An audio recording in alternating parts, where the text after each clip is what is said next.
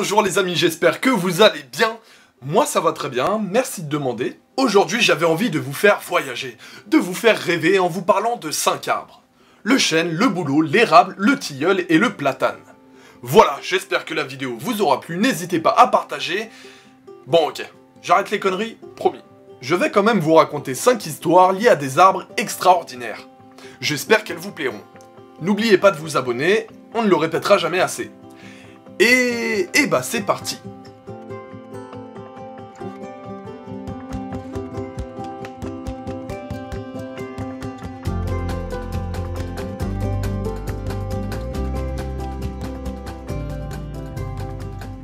Sam Van Haken est un artiste américain. Il est très inquiet de l'industrialisation des sols, du phénomène de la monoculture et donc du recul de la biodiversité. Il repense alors à l'arbre du jardin d'Éden, sur lequel aurait poussé une multitude de fruits. Concrètement, il se demande si la conception d'un tel arbre serait possible. Nous sommes en 2008 et Sam Van Haken se lance dans le projet un peu fou de créer un arbre hybride. Pour cela, il rend visite à de nombreux producteurs afin de récolter des fruits à noyaux. Mais partout, il ne voit que des photocopies. Les mêmes prunes, les mêmes abricots, les mêmes nectarines à perte de vue. Heureusement, il découvre un jour un verger abritant des centaines de variétés de fruits, des variétés rares, anciennes et nouvelles. Un véritable trésor, pensa Sam Van Haken. Lorsqu'il apprit que cette plantation était vouée à l'abandon, il décida de l'acheter. L'artiste se mit au travail. D'abord, il élabora un calendrier précisant la date de floraison de 250 variétés. L'artiste opéra un choix minutieux pour obtenir l'effet coloré souhaité, puis il commença les premières greffes. 2 ans plus tard, alors que l'arbre avait 4 ou 5 branches primaires, il ajouta de nouvelles branches issues d'autres variétés. Après 5 ans de greffes multiples, l'arbre prit forme.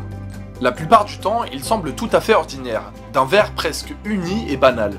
Mais au printemps, il se pare de fleurs de multiples couleurs, roses, blanches, rouges, pourpres, et de l'été jusqu'aux prémices de l'automne, les branches s'alourdissent de fruits. Des pêches, des prunes, des abricots, des cerises, tous sur le même arbre. Aujourd'hui, Sam Van Haken continue à faire pousser des végétaux hybrides. Certains exemplaires sont même exposés dans des musées américains. L'artiste parcourt les États-Unis pour parler de son projet et pour sensibiliser les consommateurs. L'industrialisation a entraîné la sélection d'un petit nombre d'espèces. Nous perdons des variétés anciennes et délicieuses. Pour lui, l'arbre hybride, c'est l'éloge de la biodiversité.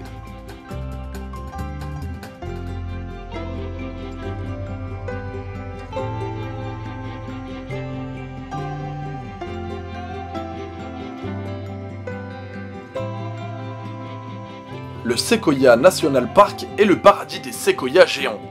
Là-bas pousse l'un des plus grands spécimens du monde, le président. Cet arbre est si élevé qu'il est impossible de le regarder en entier d'un seul coup d'œil. En faire une photo a longtemps été impossible à envisager. Comment saisir en une image un végétal si démesuré, installé au cœur d'une forêt extrêmement dense et composé d'arbres titanesques? Mais il existe des artistes qui aiment relever les défis et qui savent saisir les opportunités.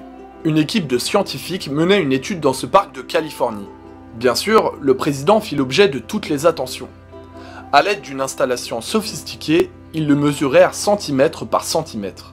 Résultat, des chiffres à donner le vertige. 75 mètres de haut, un volume de 1278 mètres carrés, 82 000 cônes, 2 milliards d'aiguilles. 2 milliards! Pas question de laisser passer cette occasion, pensa Michael Nichols. Ce photographe, aux multiples récompenses, avait déjà photographié des arbres géants pour le prestigieux magazine National Geographic. Il arriva sur les lieux avec son staff lorsque les scientifiques eurent terminé leur relevé de données. Son équipe installa des cordes sur le président et sur les arbres à proximité. Michael Nichols avait une idée bien précise de la photo qu'il souhaitait. Alors, tout le monde attendit que le ciel devienne bleu, que la neige commence à fondre, que le brouillard se dissipe. On attendit que la neige se remit à tomber pour faire les clichés de l'arbre. Il fallut 2 semaines à Michael Nichols pour trier les photos, et il en assembla 126 pour créer l'image finale du président. Une image qui allait s'étaler sur un dépliant de 5 pages dans le National Geographic. Avant de partir, le photographe enfila casque et harnais. Il s'attacha avec une corde et monta une dernière fois vers les hautes branches du président. Sans appareil photo, juste pour dire au revoir.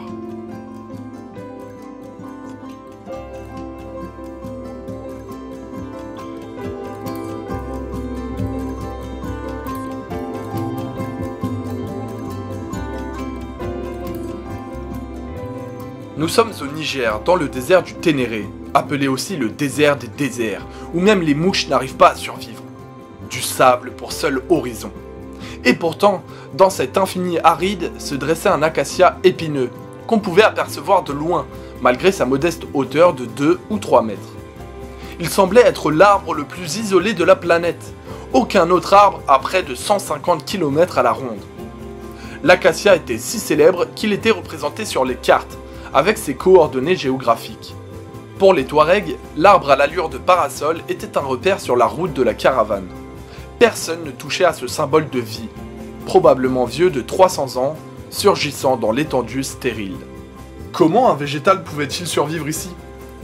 Eh bien, il plongeait ses racines dans une nappe phréatique à 35 mètres de profondeur. Les voyageurs occidentaux ne manquèrent pas de rapporter leurs impressions.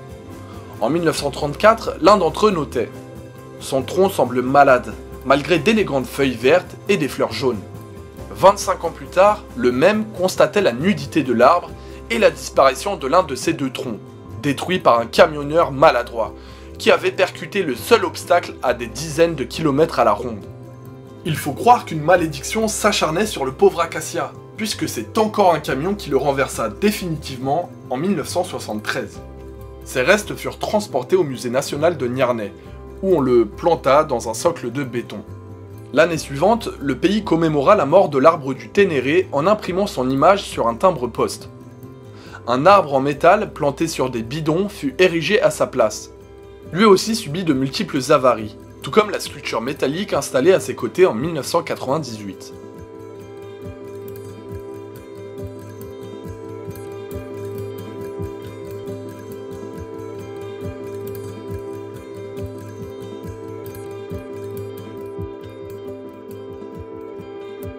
En 1859, alors qu'il séjournait à Calcutta en Inde en tant que correspondant de guerre, le peintre William Simpson tomba en admiration devant l'impressionnant banyan de Hora. Hora. Désolé pour la prononciation. Le tableau qu'il réalisa alors montre la démesure de ce figuier étrangleur. À partir du tronc gigantesque se déploient d'immenses branches, d'où tombent des racines aériennes si épaisses qu'elles ressemblent à des troncs d'arbres. Le banyan géant était probablement là lorsque le jardin botanique où il se trouve fut créé en 1787. Il figurait déjà dans les pages des guides de voyage au XIXe siècle. En 1864, il dut résister à un cyclone qui dévasta la ville et entraîna la mort de 60 000 personnes. 3 ans plus tard, un nouveau cyclone sévit, mais le banyan s'en tira avec quelques branches cassées. Après plusieurs années de répit, il fut frappé par la foudre en 1925. Touché, affaibli, un champignon le prit d'assaut et se répandit. Comment le sauver? Il faut l'amputer, il n'y a pas d'autre solution pour ce banyan. On coupa alors son tronc principal. Une décision radicale qui porta ses fruits. L'arbre retrouva de la vigueur et reprit son déploiement. C'est peut-être à cette époque que la population locale a commencé à le surnommer le Grand Banyan. L'arbre qui a survécu à plusieurs catastrophes naturelles et à la mort de son tronc. Le banyan ne fit pas grand cas non plus du chemin circulaire qui fut tracé autour de lui, puisque de nouvelles racines l'enjambèrent. Aujourd'hui, à plus de 250 ans, celui qui ressemble à une forêt couvre la surface de 2 terrains de football. Il s'agit de la frondaison la plus étendue au monde. Il a plus de 3700 racines aériennes qui descendent des branches pour s'enfoncer dans le sol. Une sorte d'arbre à l'envers, qui est devenu la principale attraction touristique du jardin botanique de Hora. Hora.